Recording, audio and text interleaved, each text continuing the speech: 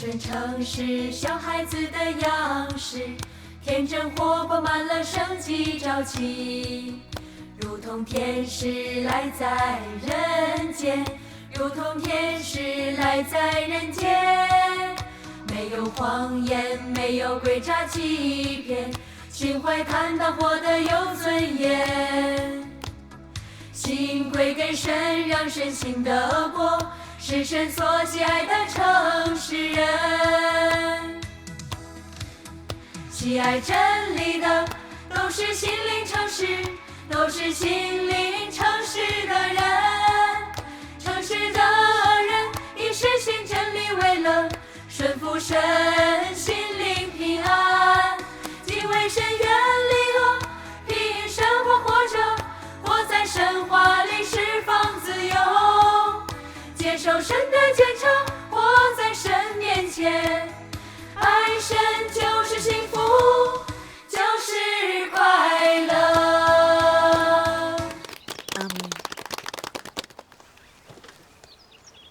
ये भजन मुझे प्रभु यीशु के इस कथन की याद दिलाता है, मैं तुमसे सच कहता हूँ कि जब तक तुम ना फिरो और बालकों के समान ना बनो, तुम स्वर्ग के राज्य में प्रवेश नहीं कर पाओगे। आमीन। छोटे बच्चे मासूम और ईमानदार होते हैं, वो झूठ और कपट से मुक्त होते हैं और उनके खुले दिल में सिर्फ परमेश्वर रहता है।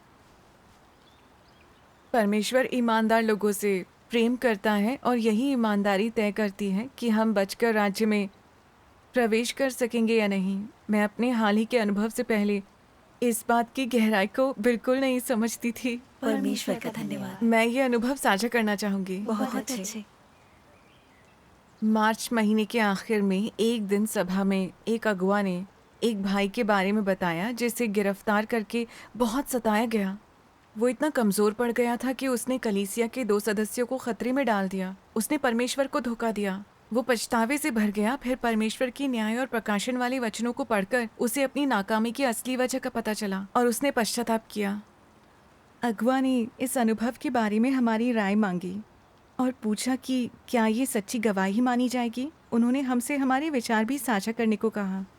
मैं बहुत घबरा गई और सोचने लगी कि वो इस बारे में हमसे बात क्यों करना चाहते हैं। क्या इसलिए कि वो इस समस्या को लेकर हमारी समझ को परखना चाहते हैं।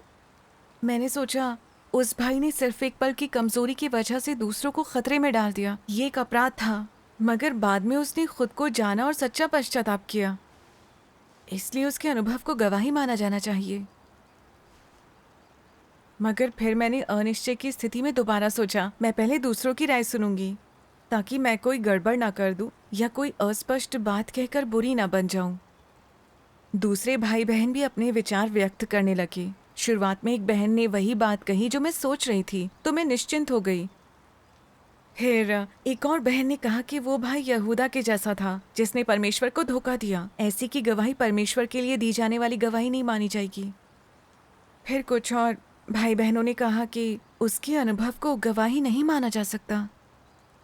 इतने लोगों को एक ही बात पर सहमत होते और साथ देते देखकर मैं असमंजस में पड़ गई। मैं कुछ सोच नहीं पा रही थी।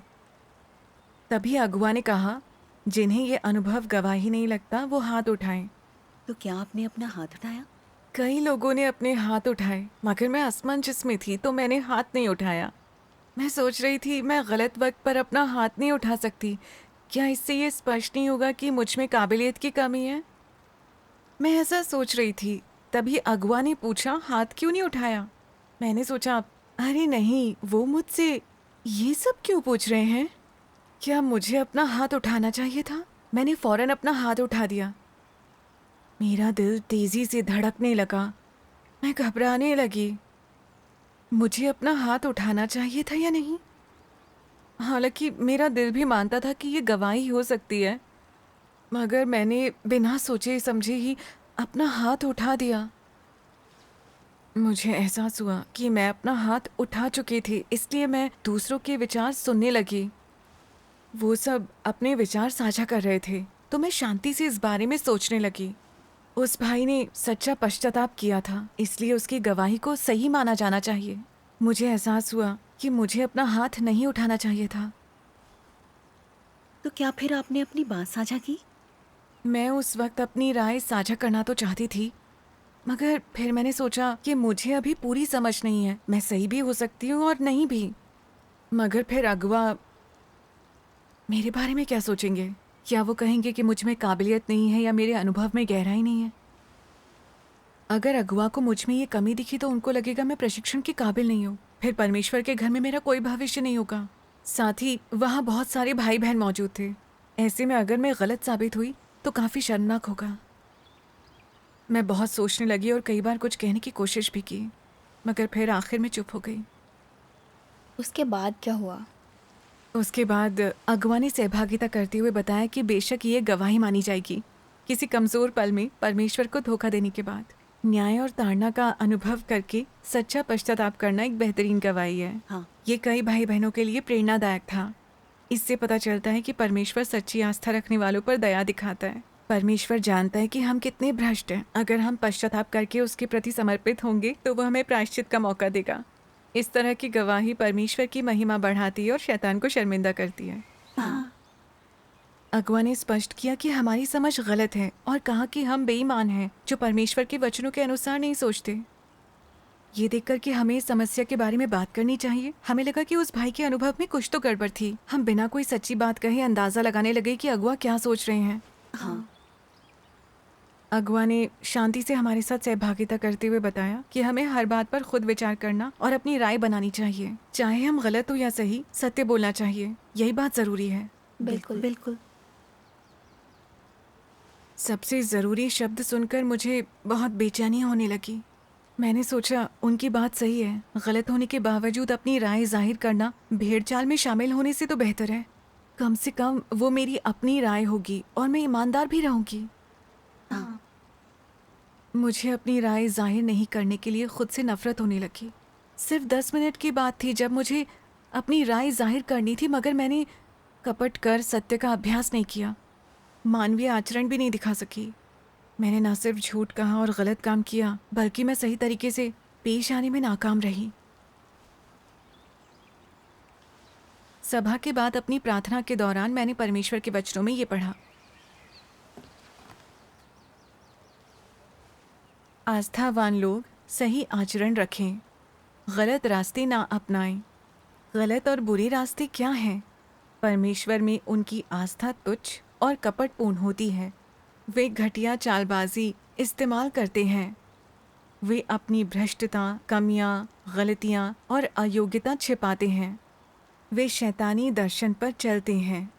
परमेश्वर और अगुवाओं की कृपा पाने की कोशिश करते हैं, पर वे सत्य का अभ्यास या सिद्धांतों पर नहीं चलते। वे लोगों के मिजाज पर नजर रखते हैं और उनकी खुशामद करते हैं। वे पूछते हैं, मेरा काम कैसा है? आप मेरे साथ हैं?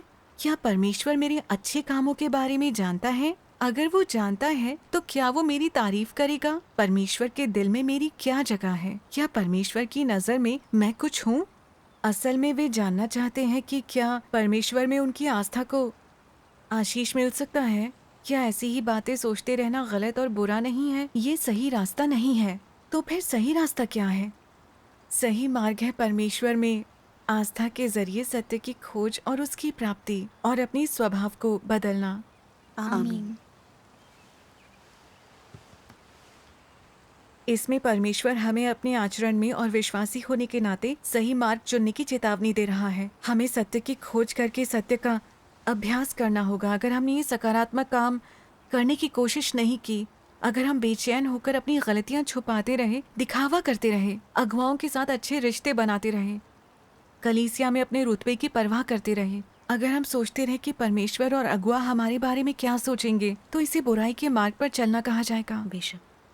मैंने पाया कि मैं वही कर रही थी जिसका खुलासा परमेश्वर ने किया था। हाँ, मुझे यकीन नहीं था कि उस भाई की गवाही सच्ची थी या नहीं, मगर मैंने अपने मन की बात नहीं कही। इसके बजाय मैंने सबकी राय सुनी, दूसरों के मन के मुताबिक अपनी राय बनाई। अगवा ने जैसे ही पूछा, मैंने हाथ क्यों नहीं उठाया। मुझे लगा अपनी राय जाहिर करना गलत होगा। ज्यादातर भाई बहनों का मानना था कि उस भाई के अनुभव को सच्ची गवाही नहीं माना जाएगा, तो मैंने हाँ में हाँ मिला दी। मैंने बस हवा का रुख देखा और अपनी राय बदल दी। ऐसा करके मैंने सिर्फ अपना कपटी शैतानी स्वभाव दिखाया। मैंने सोचा कि मैं एक सच्ची बात क्यों नहीं कह सकी। कुछ गलत कहकर शर्मिंदा होने से डरती थी और इससे कि कहीं अगवा मेरे बारे में नीचा ना सोचें और मुझे प्रशिक्षित करना बंद ना कर दें।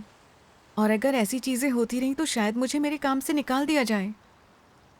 मैं सिर्फ अपनी प्रतिष्ठा और पद को बनाए रखना चाहती थी ताकि अपनी कमज़ोर काबिलियत को छिपा सकूं और अच्छा दिखने की कोशिश करती रहूं। मैं एक ऐसे काबिल इंसान की तरह दिखना चाहती थी जिसे सत्य की समझ और चीज़ों की परख हो। मैं चाहती थी मेरे पास हमेशा हर सवाल का सही जवाब हो, जो अगवा की राय के समान हो, ताकि वो मेरे बारे में अच्छा सोचे और मैं अच्छा प्रभाव छोड़ूं। ऐसा होने पर भाई बहन भी मुझसे सहमत होंगे और मेरी कद्र करेंगे। मुझे एहसास हुआ कि मेरी सोच छल कपट से भरी थी। मैं इतनी आसान सी बात भी सीधे तौर पर नहीं कह सकी। मैं एक शब्द भी ईमानदारी से नहीं कह सकी। मैं हमेशा सभा में दूसरों की बात सुनकर जवाब देती थी ताकि परमेश्वर के घर में अपनी जगह बनाए रखूं। मैं सही मार्ग के बजाय बुराई के मार्ग पर चल रही थी। मैं सब कुछ समझ गई थी मगर फिर भी कोई आत्मविश्लेषण नहीं किया। फिर 3 महीने बाद मैंने परमेश्वर की ये सहभागिता सुनी। परमेश्वर कहता है, मसीह विरोधी मसीह के साथ वैसा ही व्यवहार करते हैं जैसा लोगों के साथ करते हैं, हर कथनी और करनी में उससे संकेत लेते हुए उसका सुर और उसके वचनों का अर्थ भांपते हैं। जब वे बोलते हैं तो उनका एक भी शब्द सच्चा नहीं होता। वे सिर्फ खोखले शब्द और सिद्धांत बोलते हैं। वे इस व्यक्ति को धोखा देने की कोशिश करते हैं जो उनकी नज़र में आम व्यक्ति है। वे ऐसी बात करते हैं जैसे एक सांप रेंगता है, लहरदार और टेढ़ा मेढ़ा रास्ता चुनते हुए। उनके शब्दों का अंदाज और दिशा किसी खंबे पर चढ़ती खरबूजे की बेल की तरह होते हैं। जब तुम लोग कहते हो कि किसी में भरपूर योग्यता है और उसे आगे बढ़ाया जा सकता है, तो वे फौरन बताने लगते हैं कि वे कितने अच्छे हैं और उनमें क्या अभिव्यक्त और उजागर होता है। और अगर तुम लोग कहते हो कि कोई बुरा है, तो वे ये कहने में देर नहीं लगाते कि वे कितने बुरे और दुष्ट हैं और वे किस तरह कलीसिया में व्यवधान पैदा करते रहते हैं। जब तुम किसी चीज के बारे में सच्चाई जानना चाहते हो तो उनके पास कुछ नहीं होता। वे हिचकते हैं, तुम्हारे फैसले का इंतजार करते हैं, तुम्हारे इरादों पर सोच विचार करते हैं। वे जो कुछ भी कहते हैं वो सिर्फ चापलूसी, चमचागिरी और निचले दर्जे की चाटुकारिता होती है। उनके मुंह से सत्य का एक वचन भी नहीं निकलता। आमीन। आमीन। परमेश्वर के इन वचनों को सुनकर मुझे बहुत बुरा लगा। मैं हमेशा से बेईमान बनी रही और दूसरों के मन को पढ़कर ही अपने कदम उठाती रही। हालांकि मसीह के साथ मेरा सीधा संपर्क नहीं था, मगर मैं परमेश्वर के बनाए माहौल में उसकी जांच पड़ताल को स्वीकार नहीं कर रही थी। मैं बस दिखावा करके खुद को अगवा की चहेती बनाना चाहती थी। मैंने सोच समझकर वही जवाब दिया जो अगवा सुनना चाहते थे, जिसमें ईमानदारी का जरा भी अंश नहीं था। ये सब सिर्फ छलावा था। मेरे बोलने और काम करने का तरीका एक सांप के जैसा था। परमेश्वर ऐसे आचरण से नफरत करता है। हाँ। मुझे लगा दूसरों की राय सुनकर अपनी बात रखने से अगवा को बेवकूफ बनाया जा सकता है। शायद जवाब देते वक्त अच्छी दिखकर मैं उन पर अच्छा प्रभाव डालूंगी। इससे परमेश्वर के घर में मेरा पद और भविष्य दोनों ही सुरक्षित रहेंगे। मैं बेवकूफ थी जो परमेश्वर को बेवकूफ बनाने की कोशिश कर रही थी। हाँ। मुझे यकीन ही नहीं था कि परमेश्वर हर चीज की जांच करता है। मेरी काबिलियत, मेरा आध्यात्मिक कद और मेरे विचार, मेरा बर्ताव और हर परिस्थिति में मेरी राय, परमेश्वर को ये सब नजर आता है। मैं अपने आसपास के लोगों को बेवकूफ बना लूं मगर परमेश्वर को नहीं बना पाऊंगी। बिल्कुल नहीं। दरअसल परमेश्वर ये नहीं देखता कि मैं दूसरों के सामने क्या कहती और करती हूँ। वो तो ये देखता है कि मैं सत्य तक कैसे पहुँचती हूँ और मैं हर दिन कैसे अभ्यास करती हूँ, काम को लेकर मेरा बर्ताव कैसा है। परमेश्वर हर छोटी से छोटी चीज़ की जांच करता है। वो ये देखता है कि मैं सत्य का अभ्यास करती हूँ या नहीं। मेरा दिखावटी बर्ताव उसे बेवकूफ़ नहीं बना सकता। फिर मुझे एहसास हुआ कि मैं सिर्फ धोखा ही नहीं दे रही थी बल्कि परमेश्वर की धार्मिकता और इसे नकार रही थी कि वो सब जांचता है। मेरा बर्ताव एक अविश्वासी की तरह था। पहले जब मैं मसीह विरोधियों द्वारा मसीह को ठुकराए जाने और उसकी चापलूसी करने को लेकर परमेश्वर की जांच पड़ताल के बारे में सुनती थी तो मुझे लगता था कि इन बातों का मुझसे कोई लेना देना नहीं है। मेरा खुद कभी मसीह से सामना नहीं हुआ। मुझ में वो शैतानी स्वभाव कभी नजर नहीं आएगा। फिर मुझे एहसास हुआ कि मैं गलत थी। ऐसा शैतानी स्वभाव प्रकट करने के लिए हमें मसीह के संपर्क में आने की जरूरत नहीं है। मैंने अगवा का साथ देकर अपनी छवि सुधारने की कोशिश की। मैं ऐसी चीजें कर रही थी ताकि परमेश्वर के घर में अपना पद बनाए रख सकूं। मुझ में शैतानी स्वभाव साफ नजर आ रहा था। अगर मेरा कभी मसीह से सामना हुआ तो ये बात और भी स्पष्ट हो जाएगी। फिर मैं परमेश्वर को धोखा देने से खुद को नहीं रोक पाती। कुछ दिनों तक मैं यही सोचती रही कि कैसे हमारे गलत जवाब देने के बावजूद अगवा ने हमारी सोच अनुसार हमारी काट छांट नहीं की और ना ही ऐसा कहा कि हम में काबिलियत की कमी है। बर्खास्त या सिखाने से इनकार नहीं किया। उन्होंने बस हमारे विचार साझा करने को कहा ताकि सत्य पर सहभागिता करने से पहले उन्हें हमारी कमियों का पता चल सके। उन्होंने हमारी भ्रष्ट स्वभाव को भी उजागर किया और हमें आत्मचिंतन करने को कहा। उन्होंने जो भी किया वो हमारी मदद करने के लिए था। हाँ, परमेश्वर के घर में और भाई बहनों से बात करते हुए सोच विचार करने की जरूरत नहीं है। सही कहा। इससे मुझे परमेश्वर के ये वचन याद आए।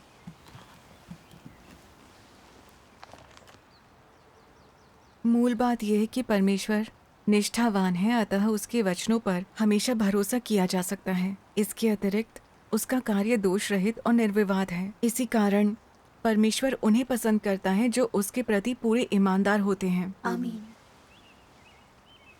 हमें परमेश्वर के वचनों और कर्मों पर भरोसा रखना चाहिए क्योंकि वो हमारे साथ ईमानदार रहता है। जब परमेश्वर ने इंसान को बनाया तो उसने उसे बता दिया था कि वो बाग के कौन से फल खा सकता है और कौन से नहीं। उसने अपनी बात साफ तौर पर सामने रख दी थी। अनुमान की गुंजाइश नहीं थी। सही कहा। अनुग्रह के युग में प्रभु यीशु ने हमेशा यही कहा, मैं तुमसे सच कहता हूँ। परमेश्वर के कार्य के इस चरण में हम महसूस कर सकते हैं कि सर्वशक्तिमान परमेश्वर के वचन कितने वास्तविक हैं। वो ऐसे ही स्नेहपूर्ण और कृपापूर्ण वचन हैं कि दिल को छू जाते हैं। हालांकि हमारी भ्रष्ट स्वभाव को उजागर करने वाले वचन कठोर लगते हैं, लेकिन उनके वचन वास्तविकता पर आधारित हैं। वो हमें शुद्ध करने और बचाने के लिए हैं। हाँ, परमेश्वर हमारे साथ ईमानदार और पारदर्शी है। इसमें कोई दिखावा नहीं है। लेकिन मैं उस परिस्थिति में बेईमानी से सोच विचार करके अपना जाल बिछा रही थी। मुझे एहसास हुआ कि मैं बहुत बड़ी धोखेबाज और नीच इंसान थी। फिर मुझे परमेश्वर के कुछ वचन याद आए। उन्हें पढ़ते हैं। बिल्कुल। सर्वशक्तिमान परमेश्वर कहते हैं, मैं उन लोगों में प्रसन्नता अनुभव करता हूँ जो दूसरों पर शक नहीं करते और जो सच को तत्परता से स्वीकार करते हैं। उन दो प्रकार के लोगों की मैं बहुत परवाह करता हूँ क्योंकि मेरी नजर में ये ईमानदार लोग हैं। यदि तुम धोखेबाज हो तो तुम सभी लोगों और मामलों के प्रति सतर्क और शंकित रहोगे और इस प्रकार मुझ में तुम्हारा विश्वास संदेह की नींव पर निर्मित होगा। मैं इस तरह के विश्वास को कभी स्वीकार नहीं कर सकता। आमीन। मैं पहले इस बात को नहीं समझ पाई कि परमेश्वर ने ऐसा क्यों कहा कि दूसरों पर शक न करने और सत्य स्वीकारने वाला उसके लिए ईमानदार है। मगर अब उसके वचनों पर विचार करके मैं ये समझने लगी हूँ, ईमानदार लोग परमेश्वर या इंसान पर शक नहीं करते क्योंकि वो मासूम होते हैं। वो अपने दिमाग का इस्तेमाल करके चीज़ों को समझने के बजाय परमेश्वर के सामने आकर सत्य की खोज करते हैं। उन्हें जो समझ आता है उसका अभ्यास करते हैं। वही करते हैं जो परमेश्वर कहता है। वो साफ हृदय से सत्य की खोज करते हैं और ऐसा हृदय अनमोल होता है। हाँ, इसे ही बच्चे जैसा होना कहा जाता है। परमेश्वर उनको आशीष दे। पवित्र आत्मा उनमें काम करता, उन्हें राह दिखाता, प्रबुद्ध बनाता है। फिर वो आसानी से सत्य को समझ पाते हैं। हाँ, इसलिए परमेश्वर ईमानदार लोगों को आशीष देता है। बिल्कुल। हालांकि अगर इंसान सच्ची बातें कहकर अपना कर्तव्य निभाने की कोशिश भी करता है, लेकिन अगर वो अंदर से उलझा हुआ है, हमेशा शक्की और रक्षात्मक बना रहता है, यहाँ तक कि वो प्यारे और दयावान परमेश्वर पर भी शक करता है, तो ऐसा इंसान सबसे अधिक कपटी और बेईमान होता है। अब मैं समझने लगी थी परमेश्वर ने क्यों कहा कि कपटी लोगों को बचाया नहीं जा सकता। पहली बात तो यह है कि परमेश्वर सच्चा है, उसे कपटी लोगों से नफरत है और वो उनकी रक्षा नहीं करता। और दूसरी बात यह है कि कपटी लोग सिर्फ अपने बारे में सोचते हैं। कपटी लोग बहुत उलझे हुए होते हैं। वो हमेशा अनुमान लगाते हैं, चीज़ों को आंकते हैं। वो लोगों से, चीज़ों से और परमेश्वर से बचने की कोशिश करते हैं। उन्हें दूसरों का मन पढ़ना भी आता है। उनका मन ऐसी बातों से भरा होता है और वो सत्य की खोज बिल्कुल भी नहीं करते। पवित्र आत्मा उनमें कोई काम नहीं कर सकता, इसलिए वो सत्य को समझने में नाकाम रहेंगे। जैसे कि परमेश्वर कहता है, परमेश्वर धोखेबाजों को सिद्ध नहीं बनाता। यदि तुम ईमानदार व्यक्ति नहीं हो तो परमेश्वर कभी भी तुम्हें प्राप्त नहीं करेगा। इसी तरह तुम कभी ना सत्य पाओगे ना परमेश्वर को पाने में समर्थ होंगे। आमीन। फिर मैंने एक और बार खुद पर कठोरता से विचार किया। समस्या आने पर परमेश्वर के सामने आकर सच्चे मन से सत्य की खोज करने के बजाय मैं दूसरों की राय को आंकती रही। भाई बहनों के साथ आम चर्चाओं के दौरान भी मेरा बर्ताव कुछ ऐसा ही रहता था। कभी कभी जब मुझे पूरी बात समझ नहीं आती थी तो मैं दूसरों की समझ के आधार पर अपनी राय बना लेती थी। कभी कभी मेरे पास अपनी राय होती मगर मैं गलत बात कहने के डर से उन्हें साझा नहीं करती थी। मैं चुप रहकर पहले दूसरों की राय सुनती और तभी कुछ बोलती जब मुझे अपने सही होने का यकीन होता, वरना गलत होने के डर से मैं चुप रह जाती थी। मुझे पता चला कि मैं कितनी कपटी और झूठी थी। जब मुझे कुछ समझ नहीं आता था तब मैं भीड़ के साथ चल देती थी और दूसरों की बात सुनकर ही अपनी बात कहती थी। इससे मैं सत्य को समझने के आसपास भी नहीं आ सकी। हाँ, हालांकि काबिलियत कम होने या सत्य को नहीं जानने में कोई बुरी बात नहीं है। बुरी बात तो तब होती है जब लोग अपनी समझ को छुपाते हैं। ऐसे लोग कभी सत्य को नहीं समझ पाएंगे। मुझे लगा कि ऐसा करना खतरनाक होगा और ईमानदार दिखना ज्यादा जरूरी है। आमीन। मैंने अपनी खोज शुरू कर दी कि भविष्य में समस्याओं का सामना होने पर कैसे ईमानदार बनूं और किन सिद्धांतों का पालन करूं। मैंने परमेश्वर के वचनों के कुछ अंश पढ़े। हम इसका वीडियो देख सकते हैं। बहुत बढ़िया। सर्वशक्तिमान परमेश्वर कहते हैं, ईमानदार होने के लिए तुम लोगों को पहले अपनी निजी इच्छाओं को एक तरफ रखना होगा, ये ध्यान देने की बजाय कि परमेश्वर तुम्हारे साथ किस तरह का व्यवहार करता है।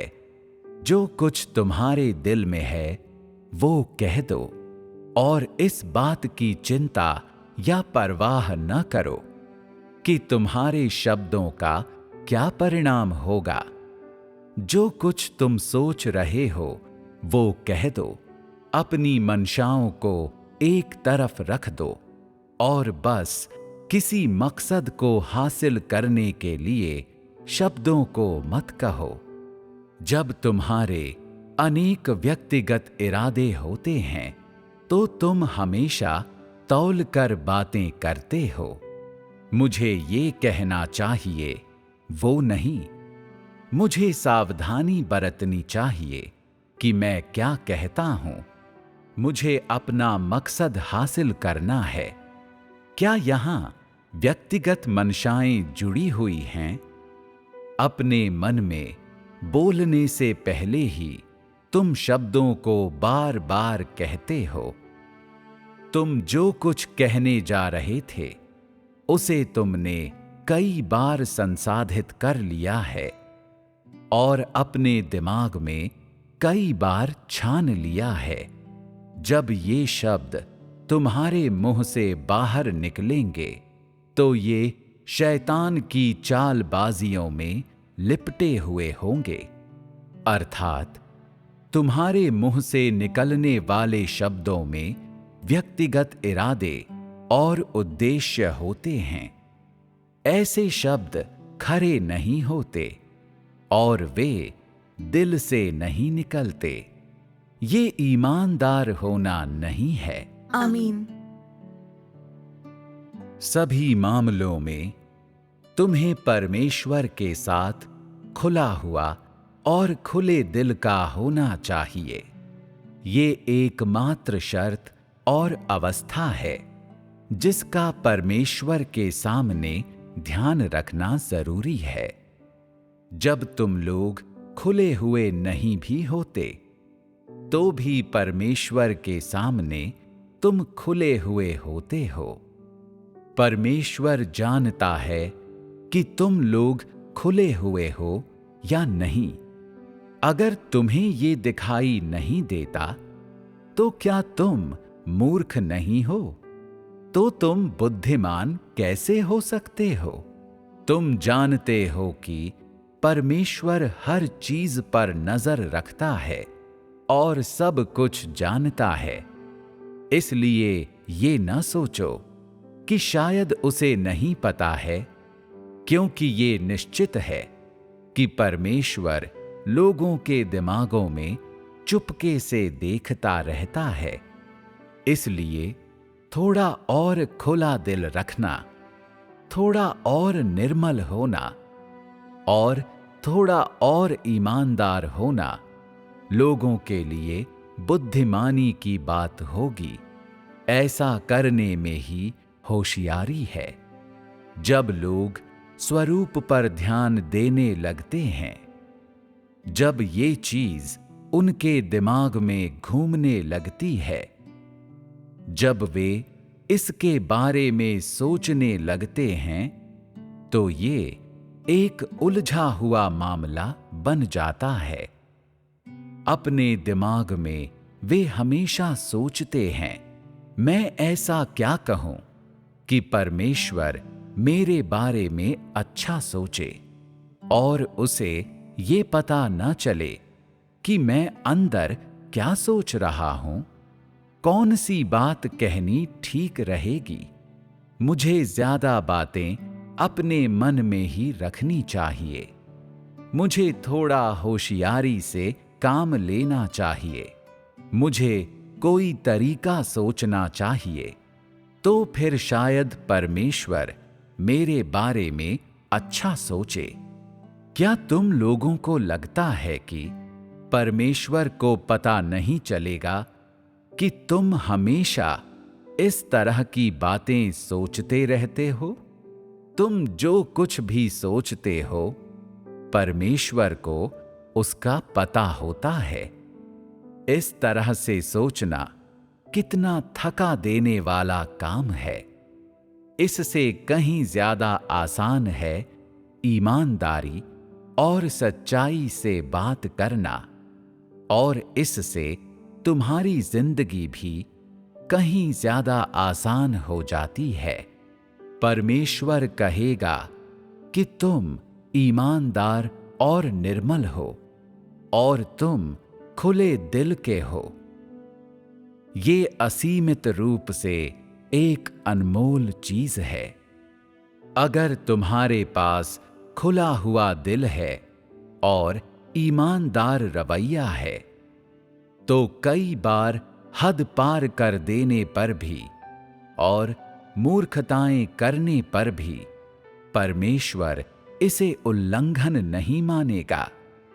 ये तुम लोगों की घटिया चालों से कहीं बेहतर है और तुम्हारी निरंतर उधेड़-बुन और संसाधन प्रक्रिया से भी। आमीन। परमेश्वर का धन्यवाद। परमेश्वर के वचनों में कहा गया है कि परमेश्वर और उसके बनाए हालात का सामना करने में सबसे ज़रूरी और सबसे मूल बात यही है कि हम अपना मन साफ रखें। हमें बिना कोई छल किए, चीज़ों का अंदाज़ा लगाने की कोशिश किए बिना परमेश्वर के सामने अपना दिल खोल कर रखना होगा। हमें शब्दों का जाल नहीं बिछाना चाहिए और ना ही कोई बुरी मंशा रखनी चाहिए। हमें बस सच्चे मन से अपने विचार साझा करने चाहिए। हमें मानना होगा कि हम उन बातों को नहीं समझते जिनकी हम था नहीं पा सकते, और फिर साफ और सच्चे मन से परमेश्वर के सामने आकर सत्य की खोज करनी होगी। बुद्धिमान होने का यही अर्थ है। परमेश्वर हमें और हमारे कर्मों के बारे में सब कुछ जानता है। मेरी काबिलियत, मेरी सत्य की समझ, मेरे अनुभव की गहराई और मुझे कोई बात समझ आ रही है या नहीं, परमेश्वर सब जानता है। मेरा सब कुछ परमेश्वर के सामने स्पष्ट है। ऐसे में अपनी गलतियों को छिपाकर सब कुछ समझने का नाटक क्यों करना? दरअसल हमेशा चीज़ों को आंकते रहना, दूसरों पर ध्यान देना, सबके मन को पढ़ने की कोशिश करना और क्या कहें क्या ना कहें ये सोचकर दिमाग पर जोर डालना मानसिक रूप से थका देने वाला है। परमेश्वर को इससे नफरत है। तब जाकर मुझे एहसास हुआ कि मन से साफ और सच्चा होना कितना ज़रूरी है। परमेश्वर इसे संजो कर रखता है। यही जीवन जीने का उन्मुक्त तरीका है। मैंने ये भी जाना कि परमेश्वर सिर्फ लोगों की काबिलियत या उनकी सही गलत राय पर ध्यान नहीं देता। वो इस दौरान हमारे दिल, सत्य के प्रति हमारे रवैये और हमारे स्वभाव को देखता है। अगर हम सच्चे और ईमानदार हैं तो कभी कभार गलत होने, बेवकूफ़ दिखने या कम काबिलियत होने से परमेश्वर को कोई फ़र्क नहीं पड़ता और ना ही वो इसके लिए दंड देता है, बिल्कुल। बल्कि परमेश्वर को हमेशा कपटी लोगों से घृणा और नफरत होती है। हाँ। तभी मैंने तय किया कि मैं सत्य का अभ्यास करके एक ईमानदार इंसान बनूंगी। परमेश्वर के बनाए हालात में अपना मन साफ रखकर, दूसरों के साथ बर्ताव में निष्पक्ष रहकर, दिल से अपनी बातें कहकर और अपनी समझ को साफ तौर पर जाहिर करके ही मैं अपने कपटी और भ्रष्ट स्वभाव को सुधार सकती हूँ। आमीन। परमेश्वर का धन्यवाद। एक बार हम एक कलीसिया भजन लेकर चर्चा के लिए अगुआ के पास गए, जिसकी कुछ पंक्तियां हमें समझ नहीं आ रही थीं। उन्होंने हमें उन पंक्तियों के बारे में समझाने के बजाय ये कहा कि उनका कोई मतलब नहीं है, कोई फायदा नहीं। तभी मेरे मुंह से हाँ शब्द निकल गया और तभी मुझे एहसास हो गया कि मैं दोबारा झूठी बन रही हूँ। मैं उसमें वो समस्याएं नहीं देख सकी जो वो देख पा रहे थे। मैं फिर से हाँ में हाँ मिलाकर समझने का नाटक करने लगी। हाँ। मुझे इस बात से नफरत होने लगी कि मैं मुंह खोलते ही झूठ बोलने लगती हूँ। मैं अब और झांसा नहीं देना चाहती थी। अगर मुझे बात समझ नहीं आई तो नहीं आई। मुझे परमेश्वर के ये वचन याद आए, ईमानदार होने का अर्थ है अपने कार्यों और शब्दों में शुद्धता रखना। आमीन। हमें अपने भाषण में भी इन्हीं सिद्धांतों का अभ्यास करना चाहिए। बेशक, मैं जानती थी मुझे ईमानदारी दिखाकर अपना झूठ सुधारना होगा।